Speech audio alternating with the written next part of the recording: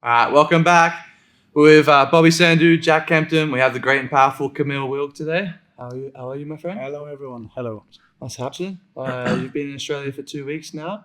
How have you found your experience so far? So we had 3 camps in Australia. We've been in Perth, Sydney, and now Melbourne. Australia was rough for us, to be honest, because we had some food poisoning. So could be better, but still we are able to train, so that's good. Where did you teach in Perth? And Essence Jiu-Jitsu. Oh, yeah. Yeah. School. Then Sydney Wrestling Academy. Oh, with yeah. Ali, Ali Gym, and now here at Absolute MMA. Let's go. Sick. And how long have you and Mateusz been doing the leg lock camps for? So first leg lock camp happened in 2019 in Poland, and we started with 1 camp a year, and now we teach around 25 camps a year all around the world. So we started only in Poland. Now we've been in Japan, we've been in Thailand, Europe, a lot of countries in Europe. Next year we plan to visit US, so we need to do visa and everything, and we want to go there for at least 2 months, and every weekend we want to teach in different state. Wow. How'd you get into Jiu-Jitsu? So I started Jiu-Jitsu because they kicked me out from the football team. So they kicked me out because I had some argue with my coach, and after... What was the argument? I don't remember, to be honest, but I think I was one of the best striker in the preparation camp or something before the season. I score a lot of goals, but they don't put me in the first squad, and they don't let me even come to the squad for, I don't know, month or 2. And then we had some argue after that, and they kicked me out from the team. So then after 2 or 3 years of lifting some weights, I started to do Jiu-Jitsu. I love that about Jiu-Jitsu. You can't really gatekeep.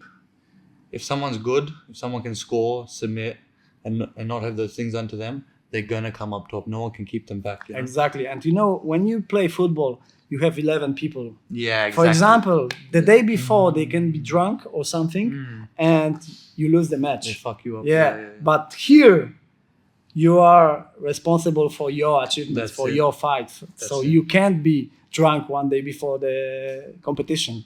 That's nice how there's still a community perspective though. Like you have to have a training partner in order to even train jiu-jitsu. Even do jiu-jitsu. Mm-hmm. You could solo drill. Shout out Levi, but you're gonna get better. Do you know this? Do you know Levi does a lot of solo drilling? Really? Yeah. The solo drill like Danaher showed at the DVD? I wonder what it is. I don't know specifically what he does. Okay.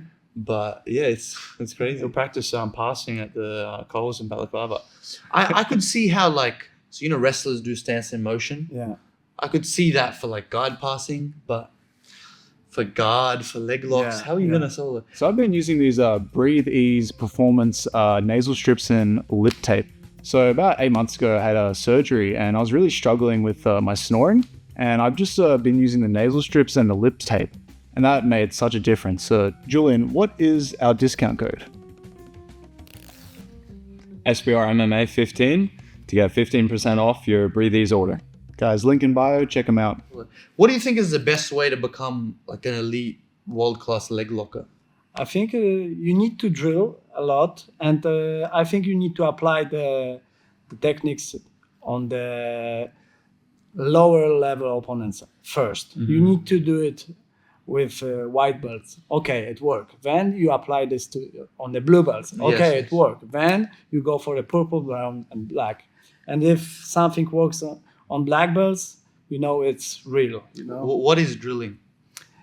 I mean, drilling around 50 or 60% with resistance. Positional training. Yeah. So you spar. You don't drill without any resistance. Yes. Yeah. So you do the techniques. You do some kind of a sparring, but with 60% of resistance. Okay. So I don't like, to be honest, I don't like drill. Yeah. I know Mateusz like to drill. He will just rep out a move. Yeah. But I prefer to do the resistance drill or something like this. And he'll do that for any kind of move, like a guard pass, or will he only do that for some types of moves? Sometimes types of moves, for example, bolos. Okay. Yeah. What would your daily training look like, Kamil? Now it's hard to say because I used to teach a lot of privates. I have a lot of MMA guys under me, and I teach a lot of MMA guys and help with preparation for the camps, for the fights. For example, I was preparing Ilya Topuria for his fight with Ryan Hall for 1 month in Spain. Amazing. I have a lot of UFC fighters, a lot of KSW fighters in Poland. So for them, I try to look for opponents and then prepare some tactic. But also, I try to improve their jiu-jitsu. Yep. So if they will understand jiu-jitsu, not only in MMA aspect, they can be better fighters, to be honest. Yeah. But if they have preparation camp, we focus on few action that we need to apply during the fight. Well, why has Poland become such a hotbed for all these grapplers? Why so many good guys come out of Poland? I think it's in our roots. We all the time had hard time with our neighbors. A lot of wars. So I think Polish people like to fight, and that's why. Wow. And you got into jiu-jitsu when you were how old? 20. I started jiu-jitsu when I was 20, yeah. Awesome. You think there's a perfect age to start, or? I think if you would start at 8, would be much better, know. Yeah. But 15 years ago, when I started, jiu-jitsu wasn't so popular in Poland. So nowadays, kids started when they are 8. Wow. For example, I have son, and he already started training with me all the time. Wow. We have a mat space in my garage, so he all the time want to play over there and want to armbar me all the time. Awesome. Do you have a plan for how you're going to develop him? To be honest, I want to go with him to some kind of gymnastic first. Yeah. And I don't want to convince him to do jiu-jitsu. Yep. I want to play with him like right now. Yeah. But first, I want to go with him to gymnastic and maybe some wrestling background. We will see. I don't want to convince him to do something, But he wants to spend time with me. I'm all the time on the mat, so he wants to be over there as well. Beautiful. Awesome. What was, challenges that you might have experienced, considering you started a little bit later than maybe most of the average high-level guys? To be honest, I didn't think about something like this, that I started quite late, because during that time everybody started quite late. Yeah, okay. Nowadays it's harder because nowadays I'm 35 and I need to fight with the young guys, young kids, and they are crazy because they started around 12 years ago already. Wow. And they are 20. Wow. So they move completely different, because for them it's like walk. For me, it wasn't so easy to do the things, Yep. do the spins, do bolos or something. But for them, it's natural, because they started so early. Yeah. So I want to get good at bolos. What I should learn the techniques, like just know what the techniques are, and then start from crab ride, let's say, or start from the wedge. That's what I should do. Yeah. And with the bolos, you need to drill. You need to drill a lot, to be honest, if you want to improve in bolos. Yep. Because during the fight, you don't have many opportunities to use it. Yeah. Okay. But in a drill with your partner, he will react in the way that you want. Yep. So I think it's very good. That makes sense. To drill this kind of position. Have you heard a lot of this people talking about ecological? I heard about that, but to be honest, I didn't know. I don't know what it is. Okay. So tell me what it is. It's some kind of. I know they don't show the right techniques. Yeah, they just let people spar how it looks. To an extent. Go for it, Bobby. Have a crack. Look, I don't really know myself either, but I guess instead of teaching you to do a move, the game is designed to get you to learn the moves. Okay, but if you have some problem, for example, you have some problem that it's already solved Yeah. 15 years ago from the armbar. Yeah. So how you can tell to people to solve this problem if it's already Well, solved? they say that there's no the way. There's no the answer, and so many people do things. He'll say, so Greg might say 6 people have 6 different heel hook mechanics, and they all work. Yeah, So there might be 6 different answers, and I guess that's true. But you have some kind of ABC how you should apply this or how you should react. Yes. So if you don't tell this how to escape from the inside heel hook, and they will do some spasm, they can hurt you themselves. Yeah. I actually asked Greg this. Greg Sowers, we're talking about. He's probably the leader of ecological approach, at least in grappling. I spoke to him about it at Nogi Worlds. I asked him a very similar question, and he said it's your responsibility as a coach to watch the room every day and then change the constraints and task objectives for the athletes. So say like DeAndre might have been, for example, just a rough example he gave me, like exposing his heel because of the way he comes up for a pass from 50-50. So he might change the task objective to like, DeAndre, you must like grab a leg first and free the knee line before you stand up. And that way you're not exposing your heel. Okay. That could be, if that makes sense. Yeah, I've had this issue. Like I'm working with an MMA fighter now, and showing the same techniques over and over again. You know, they're not remembering, asking the same questions.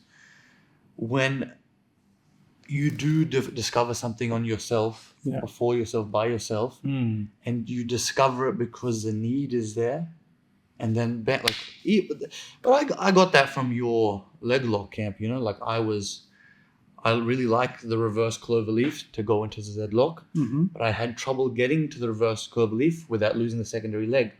And then when you showed me the weave, it clicked straight away, because I was like, okay, this is fixing a problem I have. Yeah. But other people in the room that didn't know how good the reverse clover leaf was, or didn't know the pathway into the leg, for them it wasn't as valuable. Yeah, that's true. But and you see, you can catch little small detail from the seminar, from the role or something, and add this to your game.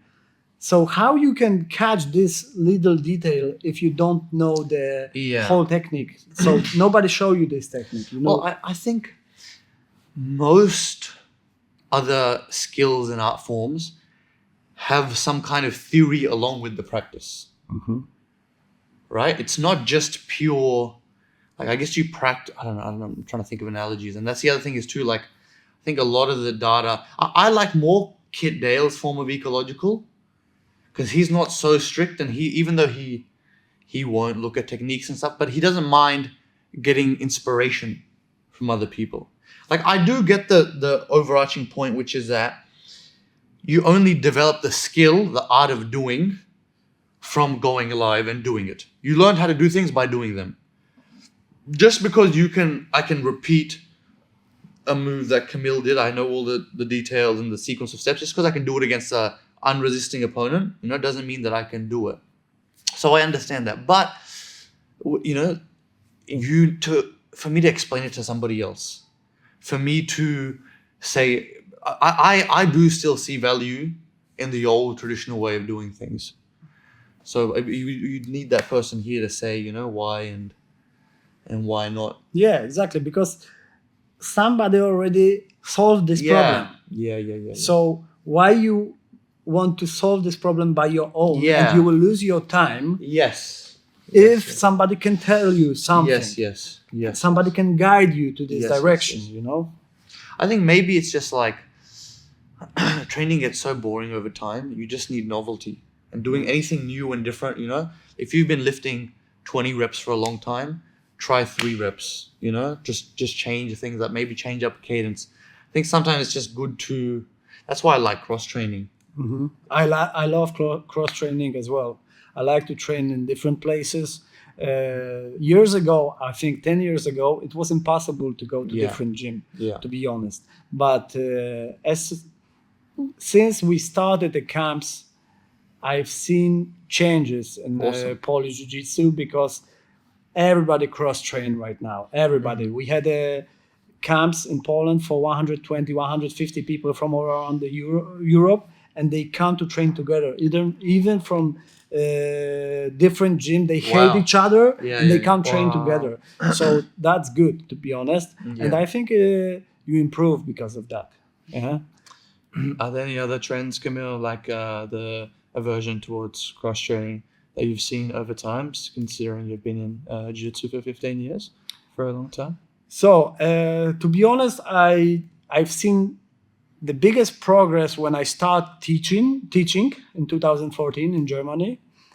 And then I've seen my biggest improvement when I started cross-training with the other people, because you have different reaction, you have different ideas of the fight. Every gym have different ideas. Every gym fight differently, you know. For example, this gym is more guard gym, this gym is more for pass, you know. So you need to find really good answer to all of that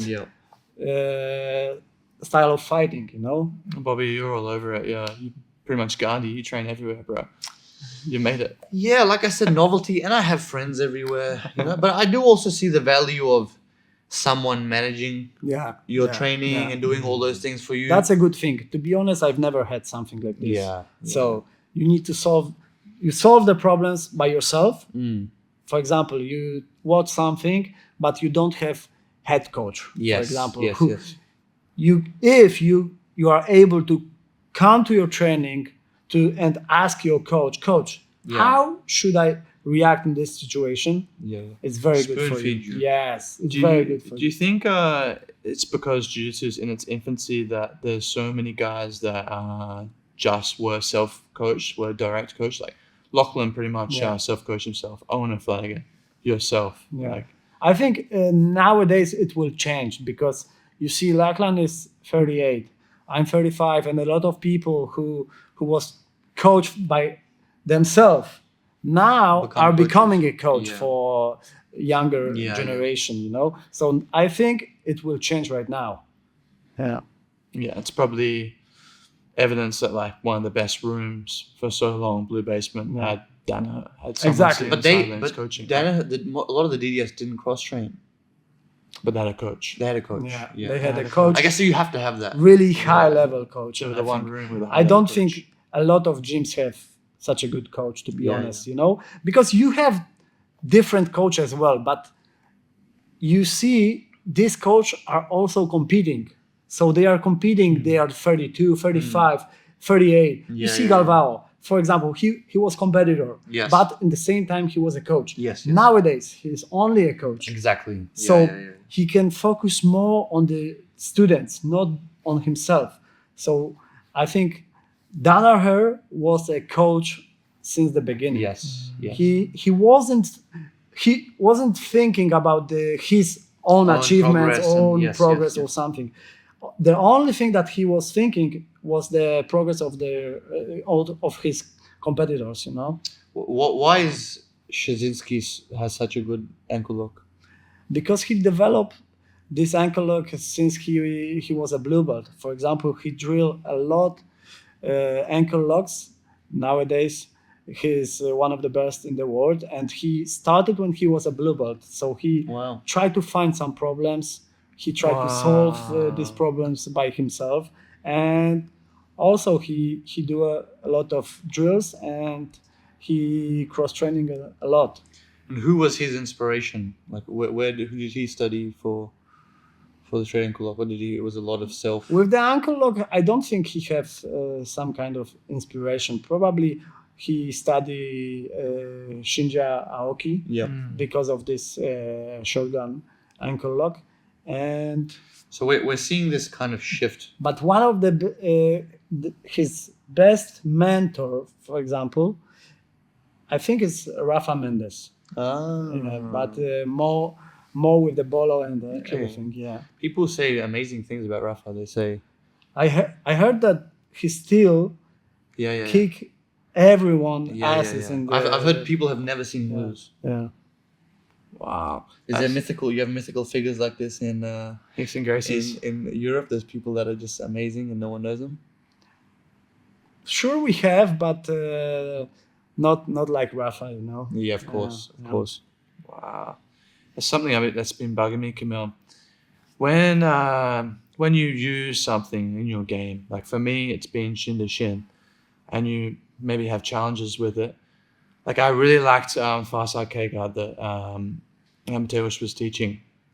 Should you ever like let go of something in your game because it's not working and replace it to something else, or do you think you should keep? No, going if you in? see and you spend too much time on one subject and you see it's not a good idea and you lose your time, you can't improve more from that subject, you need to switch. Okay. You need to switch because either you will stay all the time in this one subject and you will not improve the other part of the game, you know. Did you have any examples like in your career? Anything that like say clicked, like was really easy, and anything like you found difficult, so you discarded? I had this with leg locks, to be honest, because Wow, for wow. first 5 years, I hate no gi. I only train in the gi.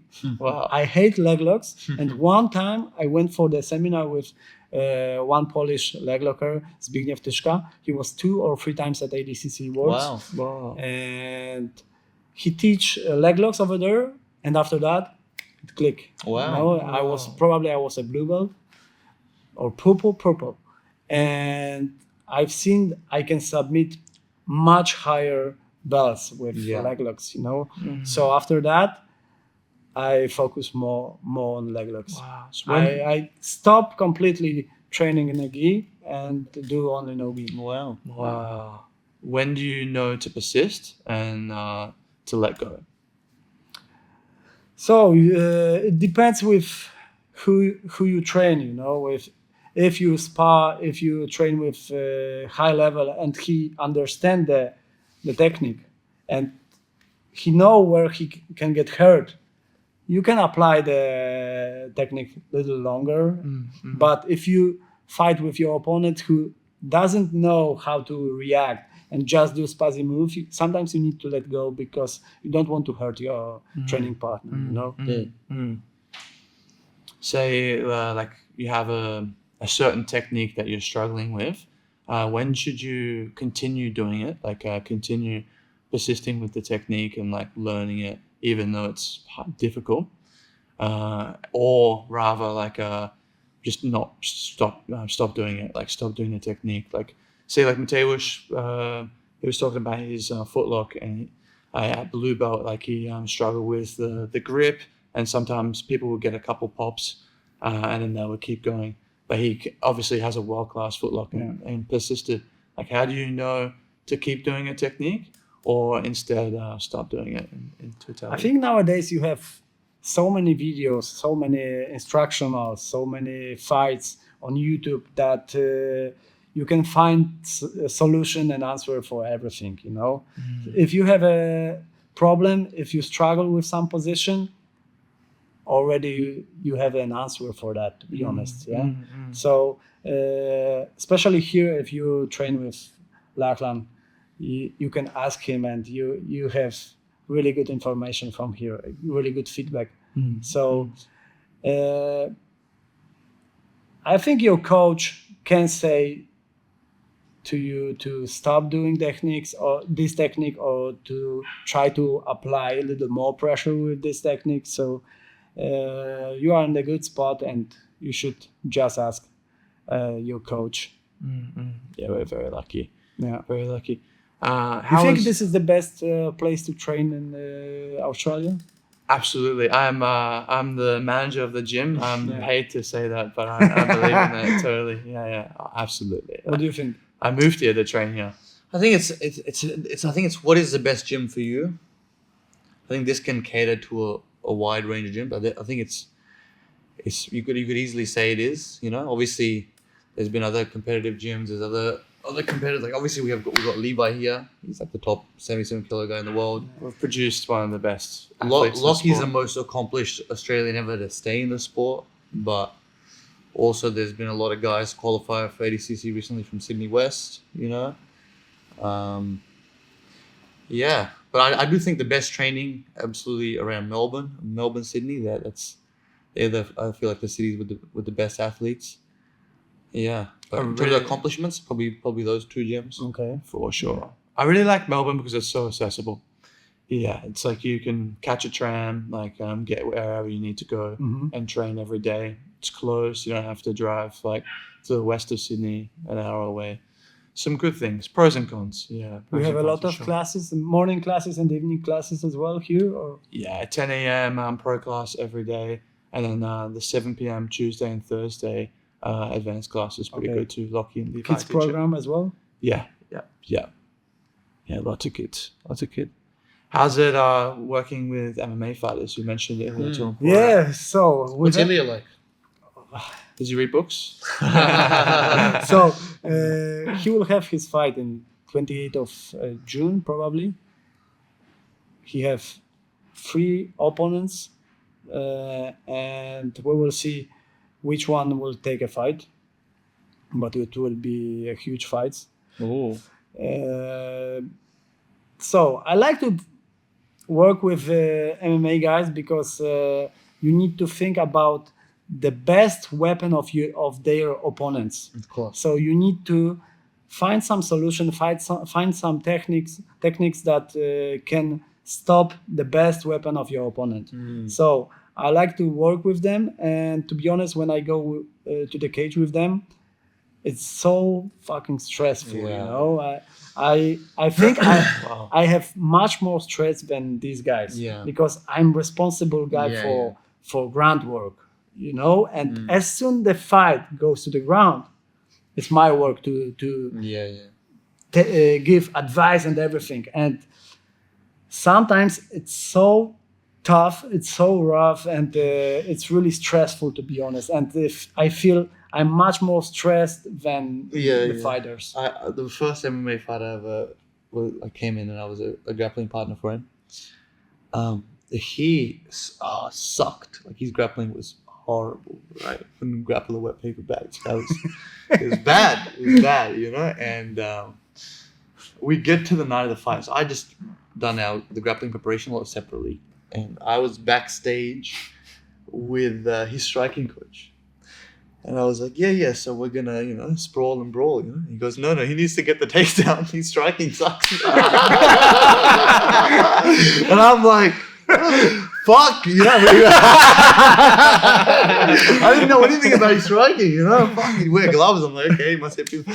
Bro, we walk out and he got knocked out, and I was like, phew, not my problem. Crazy. I was like, dang, not my, you know what I mean? That got nothing to do with me. What do you want me to do? What do you want me to do? Poor guy, bro. So I think they deported him after that. you can think how sucks. Yeah. How he's not good in grappling. So how Yeah. fucking Pray. Yeah, Pray to exactly. God. Why he took the fight? I don't know. Why does anyone take a fight, Yeah, but it was a pro fight. No, an amateur. Okay, It was okay, amateur amateur. fight. Yeah, okay. But I think He fought a Sydney West guy, and I was like a blue or But purple who was belt. his main Well, coach? we can't get into too much. We can't say too much. But I mean the The guy should main have said coach. something. Exactly. Yeah, the guy yeah. should Shouldn't say, be allowed to. Yeah, brother, not now. Maybe not today. Maybe not tomorrow. But one day. Hey, maybe day. not ever. Maybe your next life. That's what happened to me. I had some of the best advice they're given. Well, I remember I finished high school, and I was finishing high school, and my business studies teacher goes, we'll go around the room, everyone tell us what you're going to do, career. A fucking doctor, lawyer, engineer. Like, Bowie, what are you going to do? And I was like, I'm going to go to Montreal, I'm going to join TriStar, I'm going to become a professional MMA fighter. And everyone started throwing their head back, laughing. People nearly fell off the chair. People were like, this guy's going to become a fucking man. And I remember I felt great. I was like, this is the part of the movie where everybody laughs, and then I'll fucking show them, And then I started doing actually MMA, and the guy said to me, he's like, my coach was like, no, they're right. Like, you're not. You will not be a fighter. I'm not kidding. UFC, brother, forget about it. You know what I mean? He goes, but even you could do jiu-jitsu. And it was good. You have to Cool be honest. story. Yeah, You have to be exactly. honest. Exactly. You know what I mean? Fuck. If he sucks, Yeah. he sucks. You suck. You suck. It is what it is. It is what it If is. you're bad at something, you're probably good at something else. Hopefully. So Well- you made everyone in the room laugh, you became a comedian. Well, I used to do that. I used to think that if I wanted to be taken seriously. and be So like you a want to be tough. Tough, yeah. And people would laugh, but I didn't realize. I'm like, that's not my strength. It's like if I don't know, fuck. You've got to play to your strengths. Yeah. Yeah. How do you identify your strengths? I don't know. I think trial and error. I think trial and error is the most reliable way of learning and advancing. Okay. What do you think? So tell me one more time. How do you identify your strengths? My strengths. In everything. Jiu-jitsu, life. Yeah. I think I'm quite how to say it in English. I don't have a word right now, but consistency. I all the time. Yeah. I all the time try. You know everything. If somebody lock the door here, I come through the window. you know? Wow. So I all the time try. Perseverance. Yeah. Perseverant. Yeah. Yeah. I think I had a Buddhist teacher. He said to me, Bobby, if you do diligent persistence, you know, it's almost like success is inevitable. If you keep showing up and every day you do your best, Yeah. that's it. What else can you do? You know, the rest is there's obviously luck and where you're born and stuff. But nowadays, I think if you're really gifted, someone's gonna see you, and so many good people everywhere helping each other out, and the community's growing, the opportunities growing. As long as we don't have a World War III, I feel like grappling's gonna go up and up and up. Like guys today are so complete, you know, they can do everything. Yeah. They can pass, they can wrestle, they can guard, leg locks. Like Yeah. people, the newest generation will be able to do everything. For sure. Yeah. Kamil, what do you think is required in order to be a great coach in comparison to being a great athlete? Not every great athlete is a good coach. So let's make it clear. And I think you can apply. You need to have some kind of things in yourself that you can teach other people. You can be a good coach. For example, if you focus only on yourself as a competitor and you don't think about your students, you will never be a good coach. And sometimes you need to know when it's a time to start to be a good coach. You know, sometimes when you are a competitor, you shouldn't focus only about you. Sure, if you want to be world champion, of course, you focus on yourself, but you need to have this in the back of your head that you will be a coach. So you need to start right now. Yeah. So you need to think about your students all the time. You think about your achievement, but you need to help your students all the time. Loyal. Wow. You want to be a coach one day? Yeah, I think so. Open a gym? I'm not sure about opening a gym. I'd love to coach. Mm-hmm. It's a lot of responsibilities in opening a gym, especially now as like the field has grown a lot more than it previously did. Like professionalism means a lot more. So you really need to have an understanding in business, even cleaning, and like there's so many preliminary things that people wouldn't see from the outside. But how long you train right now? 6 years. Yeah, 5-6 years. Yeah. So probably after next 6 years, you will try to open your academy, or 10 years, because I think it's natural thing. Yeah. Natural thing.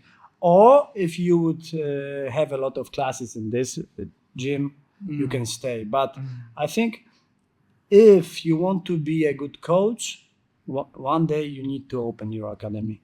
So nowadays, for example, me and Mateusz, we think about to open academy, but we travel too much, and it will be hard. So maybe if we will do less camps during the year, we will open a gym in the Polish city. Then we want to open affiliation in Spain, maybe Wow. in other Wow. countries as well. But now we built some contacts everywhere. Where are you off to next? So tomorrow I have a flight to Poland. I will stay there 5-6 days, and after that we have a camp in Spain. Me, Mateusz, and Joseph Chen. Amazing. We have around 100 people over there. So Wow. already signed up. So it will be a huge camp, and can't wait. After that, we was supposed to go to Vienna, to Austria, but we moved this to August, and also Shanghai, China. But probably we will move Shanghai, China as well to the summer. Nice. Yeah. Do you have many interests outside of jiu-jitsu? To be honest, I focus only on jiu-jitsu. Okay. Yeah, only on jiu-jitsu and my family when I'm at home. You've got kids. Yeah, That's right. You were saying. One boy. One Do, boy. Yeah, do you 3 find years. sometimes it's just too much? Like, too much? Sometimes yes, too much travel. You know, the Right. travel is when you fly all the time, when you need to catch another flight. Yeah. It's really hard, and especially when it's time difference. So you come back to home, you want to stay for a little longer, and after 10 days you have another trip. It's Yeah. hard, but I'm never complaining. You know, Yeah. I love this life. I love jiu-jitsu lifestyle, and to be honest, when I started, I've never think about that. Never. Wow. And nowadays I can travel around the world and teach. You Yeah, know, yeah, yeah. and this is my job. Can you imagine? Where did you think the future? What did you think the future behold when you were 20, when you first started jiu-jitsu? I've never think about making some money from jiu-jitsu. You know, I started to do this and I fell in love with that. Beautiful. And after years of doing that, it comes. So I had a lot of different jobs, and there was one day that so many people asked for the seminars, for everything, that I decided to leave my job Beautiful. and Wow. just stop it and just do this What was your full old time. job? So I was a teacher in school. I work No in way. bank. I work in some mobile company. I've been a plumber. Wow. I've been a gardener. So I do a lot of things. You know, Wow. I had my small company before with some clothes. So a lot of things. Okay. Wow. What was the best job you did? The outside? best? Best and the worst. The worst was when I worked for Gillette. You know Gillette. Fuck's sake! I need to put all the time the same pieces of this stupid Oh my god. Gillette shaving the head or something. I need to put all the time on the same spot for 8 hours. No way. And I said to myself, What, you stack the blades? yes. Oh, For someone 8 manually hours. does it? Oh For my 8 god. hours. Oh. And I said to myself, I will do everything to never come here again. You know. I think back Wow. on the times. But it was the job when I was studying, and it was a weekend job. You know, Yeah. Saturday and Sunday. Next time I shave my beard, I'll think about the pain you went through. I think the worst I've Pray for hated you. my life is when I've been working like security or something where I just have to stand there for 8 hours or whatever, just watching the clock go by. I'm like, Yeah. Autonomy kills the soul, hey? yeah. I mean, it's also like some people can just be. You know, I used to work with some people. They would just stand and they'd be pretty chill. I'd be like, How do you know what's going on in their head, though? I mean, I don't know. Maybe just think of something nice. You think it's somewhere else. You know, who knows? Must be nice. That's what I think when I'm on the Bilal's mount or something. you see this Bilal guy? You meet him? Yeah. What do you Really think about? strong Yeah, guy. yeah, yeah. Really strong and really Wow. good. Really good. He have really good guard. Yeah, and good leg locks. Yeah. Lucky said to me that he will be really good. Yeah. He's 24 and he looks like my older brother, you know. I'm 35. He looks like 40. Far out. Yeah, I don't know what's going on there. He, Trained for 4 years. Amazing. it's crazy. Yeah. It's crazy. And especially in this room, I think in year or two he will be at the ADCC. Yeah. Yeah. I remember a long time ago, Lachlan actually said this to Isaac. He said, I might not be the best guy in the world in my weight division. I think at the time it was like a Lepre. He said, but I'll give Lepre a good run for his money. So if you can beat me up, if you can be the best guy in this room, you can be the best guy in the world. Yeah. So I think it's good if like I've had that at B team, when you've got some of the best guys in all these different weights, you can go judging by what works and doesn't work against them. Like even though I have so many things I need to work on, I have a good idea of where I'm strongest and weakest, having been with those guys. If you get anything to work against those guys, you know you can keep that. And even things you might think you have quite well developed, you put it up against the right guy and it just, you don't get anywhere with it. Yeah. Would you have any advice, Kamil, for people like upcoming jiu-jitsu athletes or coaches that are hoping to pursue jiu-jitsu full-time one day? So, first of all, even if you have a coach, you need to work by yourself also, because coach can give you some tools, but you need to work by yourself. You need to think about jiu-jitsu all the time, and you need to also add your techniques to your game. Coach can guide you, but he don't do work for you.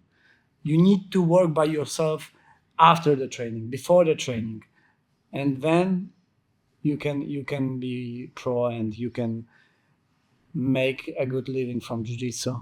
Awesome. Any closing questions, guys? Tom? No, thank you for doing this. Appreciate it. Thank you very much. I hope you enjoyed the camp and enjoyed the podcast.